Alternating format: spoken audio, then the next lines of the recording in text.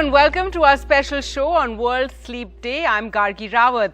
What do you do to stay healthy? Eat the right kind of food, exercise regularly. What if we told you that to stay healthy, it's just as important to sleep? Sleep of the right length in the correct way and of good quality. Sleep is your body's way of recharging its batteries.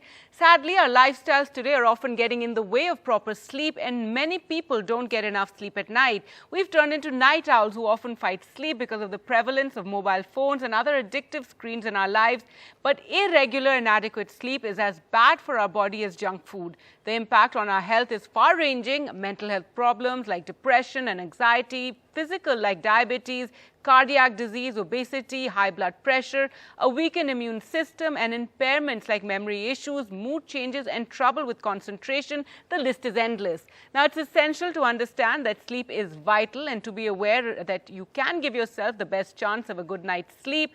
What better day than World Sleep Day to discuss how sleep is your superpower? Welcome to this special show. NDTV and Duroflex coming together to advocate and raise awareness for better sleep quality and health. On our panel today, we have Matthew Chandy, Managing Director, Duroflex, Dr. Manveer Bhatia, Senior Neurologist and Sleep Specialist, Dr. Ashok Seth, Chairman Fortis Escorts Heart Institute, Head of Cardiology, Council of Fortis Group of Hospitals, and joining us is Ira Trivedi, Yoga Acharya. Thank you all for joining us on the program. I'd like to start with you, Matthew Chandy. The last 2 years have forced people, for one reason or the other, to think of their health much more. And as part of that, do you think people are taking sleep more seriously now as a health benefit? Hi, Gargi, and thanks for partnering with us to spread the good word about sleep. No better day than today, which is World Sleep Day. Certainly over the last 2 years, we've seen the people taking their sleep much more seriously. The pandemic has forced us to think about comorbidities and the poor lifestyle choices we make, which lead to some of these comorbidities. So really, people have started thinking about the importance of sleep for their immunity, the importance of sleep for vaccine efficacy, and are really doing much more to focus on better health, better sleep. And of course, some of the serious incidents we saw recently with Gautam Reddy and Puneet Rajkumar really shocked us into thinking about the importance of health and sleep and how important it is. So yeah, I think the pandemic has really boosted the conversation around the superpowers of sleep. Right, and how health is wealth. And yes, comorbidities, I think, is one of those words that become so common in these last 2 years. Dr. Seth, so tell us more about the link between lack of sleep and our heart health. You know, I think sleep is not a luxury. Sleep is a necessity. We must remember that. And for a long time, we've been emphasizing the risk factors for heart disease. And everybody knows that that's related to smoking, diabetes, obesity, hypertension, stress, etc. But can you believe it that we've actually excluded and not emphasized enough on the most important risk factor, and which is sleep? For example, if you just have to understand the fact that the heart is a muscle pump and continues to beat every second, multiple minutes, multiple hours throughout our life, and we just need to give it rest. After all, it's there. And do you realize that actually at night, when the heart rate goes down, when the blood pressure goes down, heart is getting a rest. It's getting rejuvenated for the next day. So that is the clear mechanism, and it's not just a hypothesis. It's actually a proven mechanism which prevents heart disease. And therefore, more recently, we've been emphasizing the fact that all this issue about, I'm all motivated, I'm actually an achiever, the less I sleep, the more time I have to achieve, is actually a real myth. Those who sleep less than 7 hours have a greater chances of heart attack and a greater chances of dying. And let me explain why. It has clearly been shown that inadequate sleep, there are 3 aspects of sleep that we as cardiologists emphasize and are very concerned about. One is the fact that lack of sleep causes increase in weight, is known to cause increase in blood pressure, is also known to cause diabetes, can cause inflammation of the arteries, and can precipitate heart attacks, even in normal individuals.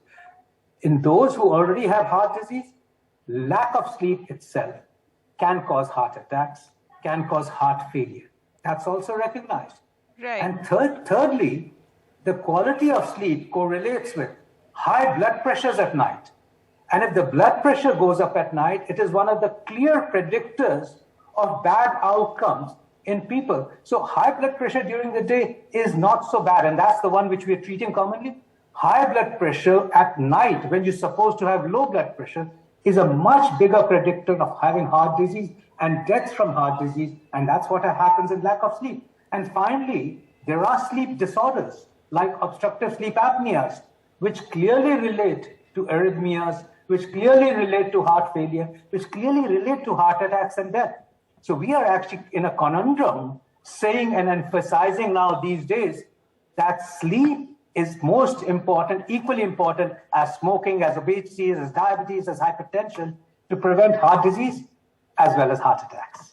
Now, Dr. Bhatia, to begin with, many people think of sleep as an optional activity. There is a statistic that says India is the second most sleep-deprived country in the world. Can you tell our viewers how lack of proper sleep directly impacts our health? So the lack of sleep can affect all aspects of health. You know, we now know that lack of sleep can affect the physical health. That means it can make you more prone to get a heart attack, brain strokes, diabetes, blood pressure. It can also affect your emotional health. And that means your mood, happiness, joy, sadness. It can also affect depression. It can also cause, lack of sleep can cause depression, anxiety, and also affect your productivity, creativity, learning, memory, decision-making, multitasking. So let's say that sleep is like a base, a foundation, a pillar on which other pillars of health stand. And if we deprive ourselves of sleep, all these functions can get affected. All right. So the importance of sleep then, it's, given that how much we praise leaders who have very little sleep and we're told, oh, they just sleep 4 hours and, they wake up and they're working. So it's interesting to know so much about the importance of sleep for our health. But Ira Trivedi, let's get you in here. In the practice of yoga, what significance does sleep have? A lot of significance actually. And in yoga, we do have techniques, for example, yoga nidra, which is yogic sleep. And it allows you to go into a state of deep conscious rest, which will then allow you to relax either before sleeping or give your brain the same signals as sleep. So 20 minutes of yoga nidra done at any point in the day is usually equal to around 3 hours of deep sleep. This also goes back to napping. I kind of call yoga nidra as a sophisticated form of napping, because sometimes if you nap, you go into a sleep state, then when you wake up, you're very lethargic. So yoga nidra keeps you at that really correct place of deep rest. And we sometimes need this in the middle of the day. Often when people wake up early, they work very hard in the day, they have a lot of stress. So just that 20 minutes of yoga nidra can really help support us. So sleep is fundamental to the practice of yoga. In fact, I do believe it is one of the yogic superpowers. I always say there's 5 yogic superpowers, and one of these superpowers is sleep and entering into that date state of rest and restoration. Definitely yoga propagates sound sleep. Also, the quality of the sleep is very important, maintaining circadian rhythms. So, sleeping at a proper time and waking up at a proper time. So a common thing that we say is that any sleep which is before midnight is actually equivalent to 2 hours of sleep. So if you go to sleep at 10 p.m., then 10 to 12, 2 hours is worth 4 hours because the quality of sleep is better. The biggest interferer to sleep is actually late night television that people are watching. Right. And when they go to sleep with those impressions in their mind. And that causes not very relaxed sleep. So I think what's also very important to think about is the frame of mind that we go to sleep with. So it's always important to go to sleep with a positive frame of mind. And that's why before sleeping, a little bit of meditation, a little bit of breathing practices can actually make those same hours of sleep more productive. So you're packing more into the punch. All right, that's absolutely fascinating. And talking about the quality of sleep, Matthew Chaney, tell us about sleep hygiene. What are some of the signs of poor sleep hygiene, and what are the sleeping aids that can help us improve that? Yeah, I think our panelists have said it so well. Sleep is so important. Some of the telltale signs of poor sleep, I think I'm certainly guilty of many of them. A lot of people think they get great sleep because they fall asleep as soon as they sit in a car. Some people think they get great sleep because they fall asleep as soon as they start watching TV, or if a meeting goes on for too long. But I think these are actually all signs that your body is tired, your body is probably sleep deprived, and an indication that you're not getting enough quality, quantity, and consistency of sleep. So I think there are certainly a number of really useful, simple aids that people can use to get much better sleep. One is really paying attention to the hygiene in the bedroom. So it's well known that a darker room helps you to sleep longer and deeper. A cooler room helps you to sleep longer and deeper. A quieter room, so with as little noise or disturbance as possible. And like Ira said, I think going to sleep after following a good wind down routine, a little bit of meditation, a little bit of quiet time, getting off your gadgets at least a couple of hours before falling asleep. And obviously, sleeping on a good bed, a good mattress, a mattress which has able to provide you the right level of support and comfort to keep you in deep sleep as long as possible. Right. And we spend a disproportionate amount of time and money researching all of these aspects because it's so crucial to provide your body the right level of support and comfort to keep you sleeping once you've fallen asleep. Well, we'll slip into a short break right now and return with more, and we'll speak to our guests more about the importance of sleep and its connection to our health.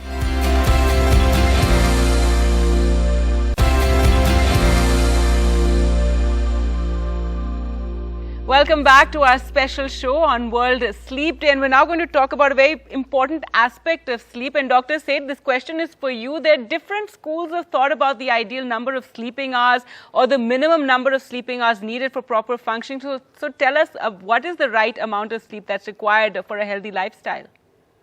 I'd start off by saying that in the present competitive world, it's sometimes a bit of a I also relate this to my own self during, when I was in the early part of my career, I would actually believe that if I slept anything more than 5 hours, I was being unfair to what I had to achieve.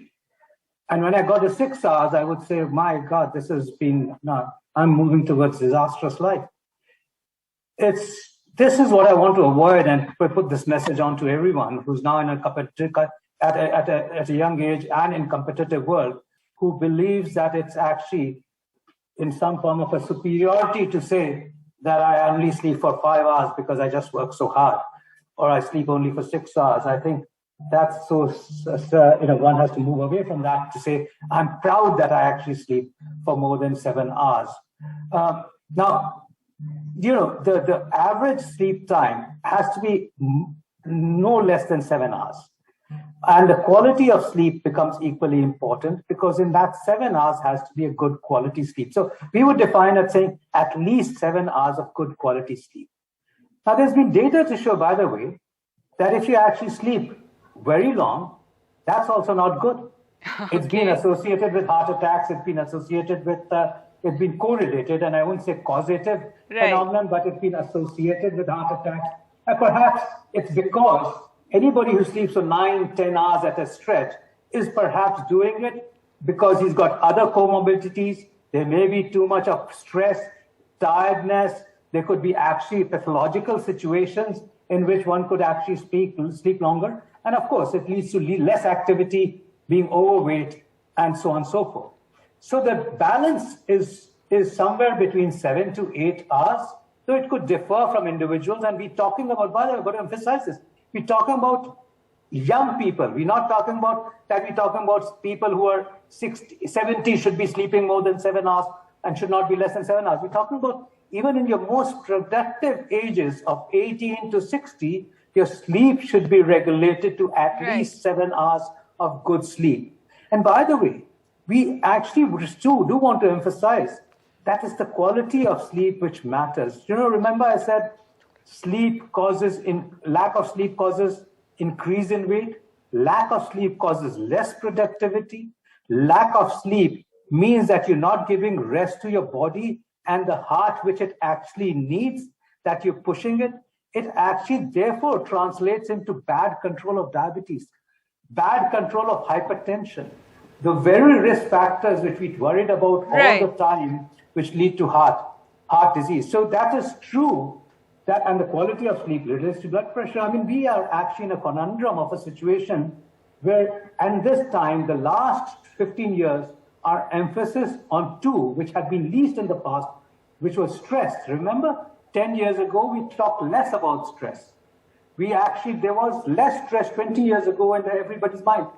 Do you know that people sleep less by 1.5 hours now than they used to around 20 and 25 years ago? That's universal figures.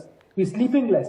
And that's the reason why we're actually having much more heart disease, much more deaths from heart disease, and certainly need to be really, really cautious around all these issues. And much more stress since you can't, recharge your batteries. Matthew Chandy, you ran a campaign called Sounds of Sleep. So tell us about that and what was the kind of response you got?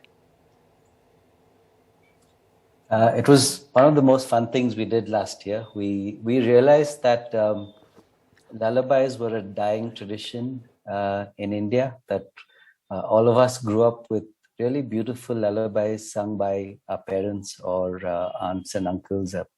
And that tradition was sort of dying out. So we ran a campaign called Sounds of Sleep, where we resurrected beautiful regional lullabies from 6 different states in India. We glamorized them. We got young, dynamic playback singers to sing them. And we found it was a really nice way to reach out to young new parents who maybe didn't know these lullabies or who wanted to find them, and give them an opportunity to use them to play them back for their young children. Actually, also, it was a subtle way for us to emphasize the importance of a wind-down routine before you go to sleep. A lullaby is a nice way to slip into sleep or to slip into something like Yog Nidra. And also emphasize the importance of the bonds that get formed between a mother and her child just before sleep, or between an individual and his or herself just before they fall asleep. So that wind down routine, cleaning your mind, calming down, and quietly slipping into sleep was a very important thing. So as a campaign, it was wildly successful. It was watched and downloaded by 24 million people last year. Right. And this World Sleep Day, we are going to double down on this. In fact, we've commissioned some very talented artists to write 4 new lullabies. So it's also our commitment to keep this beautiful tradition of lullabies going. All right. Lovely fun thing we did last year and will continue to do. All right. Ira Trivedi, there's a view in yoga on the right position to sleep. Tell us a bit more about that. So the best position to sleep is flat on your back, okay, with your spine completely flat. And definitely a good mattress is important. I see a lot of problems caused by students, and these problems are actually because of bad mattresses. And they're using mattresses that are too soft or too hard. So I do always tell people that invest in a good mattress and a good pillow, because these actually help prevent a whole bunch of problems moving forward. So that's one. If you can't sleep on your back, sleeping on your left or on your right side, usually with a pillow in between your knees. So some support, that'll help support your lumbar spine. So sort of organizing yourself with a pillow in between the knees, maybe a pillow, a thinnish flat pillow underneath your head, and maybe even a third pillow near your heels and ankles. That can help create a good posture. The worst is to sleep on your stomach. That is the worst kind of posture with your head on one side. So you'll often see people who are on their stomachs and their heads are like this on one side. This can actually cause a lot of cervical problems. So that is the worst way to sleep. So if you are sleeping on your stomach, then try to at least sleep on your side. But when it comes to digestion, when it comes to spinal health, for all of it, it's much better to sleep flat on your back or on the two sides. It takes a little bit of training, but I promise you that just sleeping in the right position, on the right mattress and with the right pillow, these three things can actually get rid of so many spinal issues. Right. And these are chronic issues because remember, you're spending 8 hours of your day, hopefully 7 to 8 hours on this bed. So definitely investing in a good mattress is really, really important. A small change like this can go a long way. I think everybody's agreed that devices is a big impediment to a good healthy sleep, and I think parents also need to be aware about this, about how it affects the quality of sleep, because too many kids these days are also falling asleep with their devices in their hands. So if you could tell us about how this affects our sleep and what can be done. How do the devices affect the sleep? Yes, in a couple of ways actually. First and foremost is the light. The devices emit a light, and a simple thing is that to fall asleep we need darkness. Why? Because when there is darkness, the sleep inducing hormone, that is the melatonin, has to come up, rise to a peak, and then gradually come down. And if we continue to keep any form of these lights on, then we interfere with the release of melatonin. And that does what? That will interfere with the quality of sleep, duration of sleep, and also with the other mood elevating hormones, such as the serotonin, noradrenaline. So thus it leads to also a bad mood. So in other words, this light is not only interfering with the sleep, it's also going to affect our mood. An often heard statement by parents and the children and youngsters is that, I'm on the screen because I'm not able to fall asleep. So if I could sleep, I'd put the screens off. But it's the other way around. The longer you keep the light on, you will not let the sleep come, let's say. You're stopping it. Second thing, these lights or any gadgets that we are using at night, we are engaging. So if you engage, you are inherently releasing the wake promoting chemicals. Okay. And you will not allow the sleep to come. If you are watching something alarming or anything that you are interacting or reading, that's going to interfere. Third is, of course, that Ira mentioned, that if you keep your brain very alert and engaged right till the time that you put the lights off, the sleep quality is really bad. People wake up at 2 and 3, they have bad dreams, they have nightmares. Then they come and tell us that, I switched the light off, I switched the computer, but I can't fall asleep. Then they will take a pill. So it's a vicious cycle. So there has to be a time where we end the day. Thank you so much all for joining us today on our special show, and thank you all for watching at home. Goodbye.